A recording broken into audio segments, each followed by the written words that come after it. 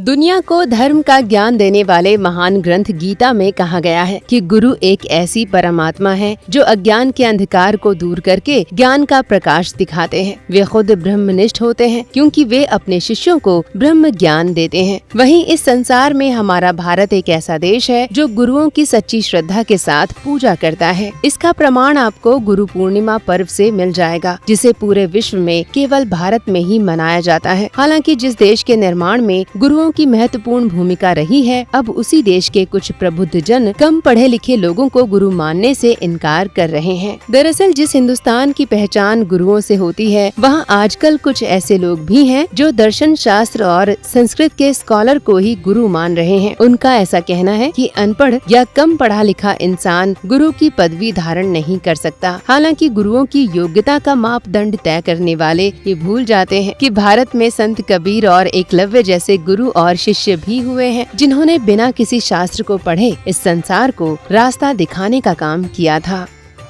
कि भारत में सबसे बड़ी 8वीं शताब्दी से में ही गड़बड़ी शुरू हो गई। देखो आचार्य संतोष जी गुर्राने लगे आकि दर्शन शास्त्र के विद्वान और संस्कृत के विद्वान को हमने गुरु के पद पर बैठा दिया और अपने ही नहीं गुरु जगत गुरु कहने लगा। तब से यह ढोंग शुरू हो गया। जब गुरुत्व के लिए दर्शन शास्त्र और संस्कृत की विद्वता की कोई जरूरत नहीं है, लेकिन यही से शुरू हो गया बच्चा असल बात। गुरुओं की योग्यता को लेकर कुछ लोगों की सोच को उजागर करते हुए सद्गुरु आधुनिक समय में बड़े हो रहे बच्चों पर भी बात करते हैं। वे कहते हैं कि आज के समय में बच्चों के चरित्र का निर्माण स्कूल और कॉलेज नहीं बल्कि सही मायने में उनके माँ बाप कर सकते हैं, जो किसी भी इंसान के जीवन में उनके प्राथमिक गुरु होते हैं। इसलिए जो लोग अपने बच्चों के गलत रवैये को लेकर स्कूल, कॉलेज या बोर्डिंग स्कूल को दोषी ठहराते हैं, वे स्वयं उनके दुश्मन के समान होते हैं।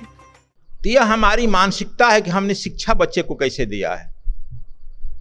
यदि माँ बाप ढोंगपूर्ण जिंदगी में रह रहा है तो बच्चा तो कहेगा सब ढोंग है, या माँ बाप दिखाने के लिए पूजा करता है, केवल झूठ बोल रहा है और पॉकेटमारी कर रहा है, तो लड़का कहेंगे नहीं अगे ये तो ढोंग, ये तो पूजा ढोंग है, ये तो धर्म ढोंग है। कहेगा नहीं कहेगा। यह डिपेंड करता है हम लोगों के व्यक्तित्व पर कि कैसा है व्यक्तित्व। हमारे बच्चों पर धार्मिकता पड़ेगा असर। यदि हमारा ढोंग ही पूर्ण धर्म है तो बच्चों पर असर पड़ेगा। और अष्टाध्यक्ष भी ऐसा ही होता है।